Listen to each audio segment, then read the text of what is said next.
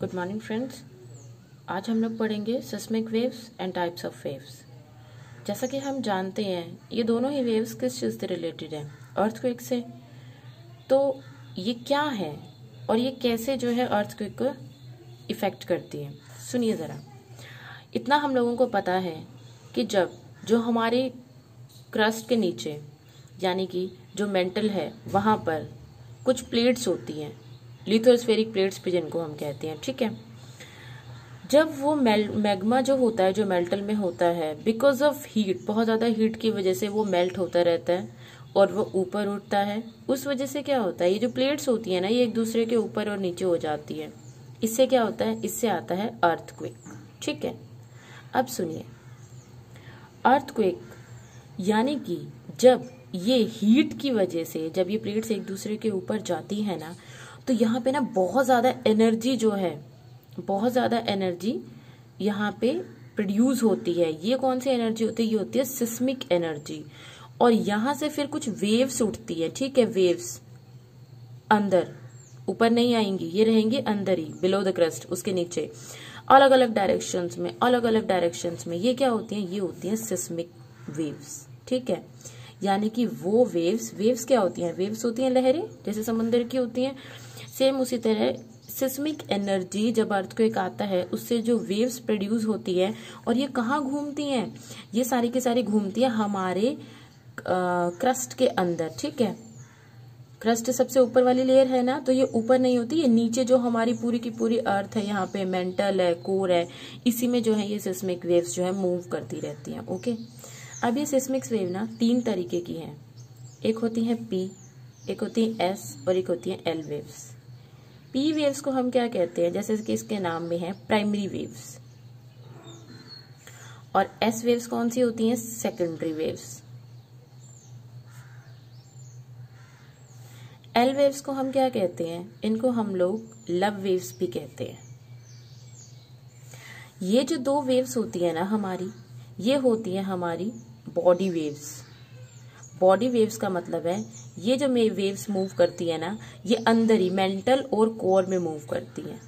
और जो ये वाली होती है, ये होती है हमारी सरफेस, यानी कि जब भूकंप आता है, जब अर्थक्वेक आता है, तो जो हमारा सरफेस यानी कि ऊपर आ जाती हैं ये, जिससे जो है शेकिंग होती है, ठीक है, हिलता है सब कुछ, जिसकी वजह से भूकंप आता है। अब बॉडी वेव्स, ये ना दोनों हमेशा अंदर रहेंगी, भूलना मत। और ये जो है ये बाहर आती है सतह पर, सरफेस पर, यानी कि हमारे क्रस्ट के ऊपरी लेवल पर।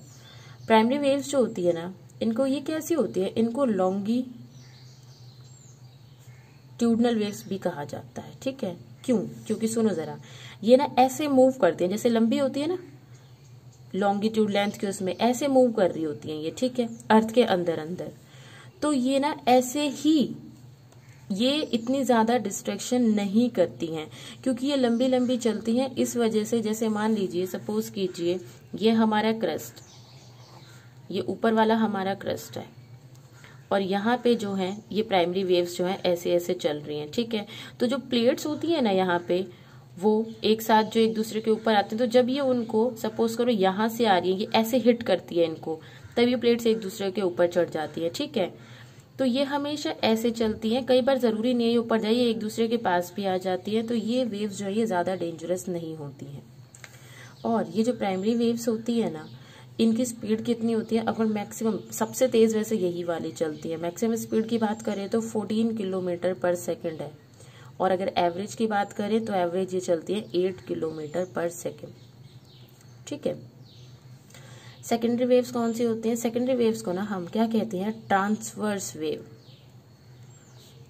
ट्रांसवर्स वेव, ट्रांसवर्स लाइन होती थी ना, मैथ्स में हम लोग पढ़ते थे। पैरेलल लाइन तो वो वाली होती थी जो ऐसे ऐसे कभी नहीं कटती थी, और ट्रांसवर्सल लाइन जो ऐसे ऐसे कट जाती थी, ठीक है। तो सेम यहाँ पे है, सपोज करो ये वेव्स ऐसे चल रही हैं, बट ये जो डिस्ट्रैक्शन लाती है ना, ये क्यों लाती हैं, ये ना परपेंडिकुलर डायरेक्शन में जो डिस्ट्रैक्शन लाती है, यानी कि वेव्स जब चलती हैं, सपोज कीजिए यहाँ पे चल रही हैं, तो ये जो हमारे अर्थ को हिलाएंगी ना, ये ऐसे हिलाएंगी नीचे से, ऐसे परपेंडिकुलर जैसे बनता है ना यहाँ पे, जैसे ऐसे हिलाती हैं ये, ऐसे ऐसे ऐसे ऐसे करके जा रही है। सपोज करो यहाँ पे कोई बिल्डिंग है, ठीक है, तो ये जो उसको ऐसे हिट करती है, इसलिए वो बिल्डिंग जो है वो शेक कर जाती है। तो ये डिस्ट्रैक्शन लाती है ट्रांसवर्स वेव्स। ओके, अब एक चीज जो ध्यान रखने वाली है, ये जो प्राइमरी वेव्स होती है ना, ये सॉलिड में भी चलती हैं, लिक्विड में भी चलती हैं और गैस में भी चलती हैं, तीनों में, यानी कि मेंटल में, कोर में, हर जगह पे ये होती है। पर ये जो होती है ना, ये सिर्फ और सिर्फ जो होती है कहाँ होती है, हमारी सॉलिड में। ठीक है, सॉलिड में चलती हैं ये चीजें ध्यान रखना। और दूसरा एग्जाम पॉइंट ऑफ व्यू से क्या है, जो हमारी प्राइमरी वेव्स हैं इनको हम क्या कहते हैं, प्राइमरी वेव्स को हम लोग कहते हैं साउंड वेव्स। साउंड जैसे होता है ना आवाज, उसकी तरह से चलते हैं। और ये कौन से होते हैं, ये होती है हमारी लाइट वेव्स। सरफेस वेव्स कौन सी होती हैं, सरफेस वेव यानी कि जो ऊपर आती है सरफेस पे। ठीक है, ये कैसे चलती हैं, ये भी सपोज करो ऐसे चल रही होती हैं, तो ये कैसे लाती हैं, ये ऊपर और नीचे ऐसे, यानी कि चलती तो ये भी हॉरिजॉन्टली है, पर ये वर्टिकली ऐसे थोड़ा सा हॉरिजॉन्टल हो जाती हैं और ऐसे जो है डिस्ट्रैक्शन लाती हैं। यानी कि सपोज करो ये बिल्डिंग है और नीचे ये जो है ये वेव्स चल रही हैं, तो ये उनको ऐसे हिट करती हैं, ये भी बस थोड़ा सा ऐसे होके हॉरिजॉन्टली उसमें, तो ये भी क्या करती है, पूरा का पूरा हिला देती है उनको नीचे, यानी कि बेसमेंट से। Love waves. ठीक है, मेन ध्यान रखने वाली बात क्या है, ये दोनों हमारी बॉडी वेव्स होती हैं, ये मूव करती रहती है हमारे धरती के अंदर ही। और सरफेस वेव्स जो होती हैं, सरफेस इनके नाम से ये आती हैं ऊपर और पूरा का पूरा जो है शेकिंग कर देती हैं। ठीक है, love waves. Exam point of view से आपकी प्राइमरी वेव्स और सेकेंडरी वेव्स इंपॉर्टेंट है फॉर ऑल कॉम्पिटेटिव एग्जाम। तो इसका ध्यान रखना कि ये कौन से उसमें चलती हैं, इनकी क्या स्पीड है, और तीसरी बात, इनको साउंड वेव्स कहते हैं और इनको लाइट वेव्स कहते हैं। ये लॉन्गिट्यूडनल है और ये ट्रांसफर्स है।